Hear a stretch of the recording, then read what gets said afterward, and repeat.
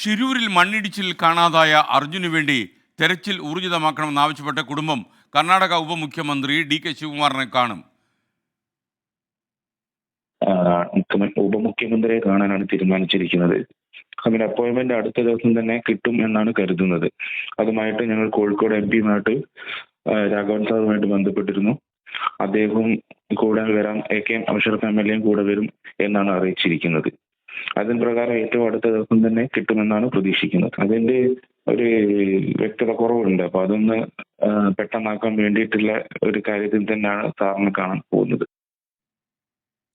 രാഹുൽ സുരേഷ് കോഴിക്കോട് നിന്ന് ചേരുന്നു. Rahul, good morning, പറയൂ. Good morning SKN. ഈ അർജുന് വേണ്ടി ഷിരൂരിൽ നടത്തിയിരുന്ന തെരച്ചിൽ നിലവിൽ നിർത്തിവെച്ചിരിക്കുകയാണ്. ഡ്രഡ്ജർ എത്തിക്കാതെ ഇനി തെരച്ചിൽ പുനരാരംഭിക്കാനാകില്ല എന്നാണ് ജില്ലാ ഭരണകൂടം അറിയിച്ചിട്ടുള്ളത്. ഈ ഡ്രഡ്ജർ എത്തിക്കണമെങ്കിൽ 1 കോടി രൂപയാണ് മുടക്ക് വരുന്നത്. ഈ തുക ആര് ചിലവഴിക്കും എന്നതിലും ഒരു വ്യക്തത വന്നിട്ടില്ല.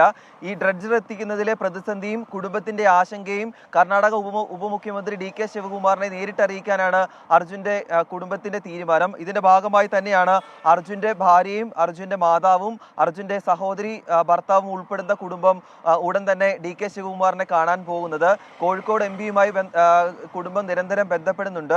അപ്പോയിന്റ്മെന്റ് ലഭിച്ചാൽ ഉടൻ തന്നെ കുടുംബം കർണാടകയിലെത്തും. അതിനുശേഷം ഈ ആശങ്ക നേരിട്ട് കർണാടക സർക്കാരിനെ അറിയിക്കാനാണ് നിലവിൽ കുടുംബത്തിന്റെ തീരുമാനം. ആ കാര്യങ്ങളാണ് അർജുന്റെ സഹോദരി ഭർത്താവായിട്ടുള്ള അർജുൻ ഇപ്പോൾ 24നെ അറിയിച്ചിട്ടുള്ളത്. SKN.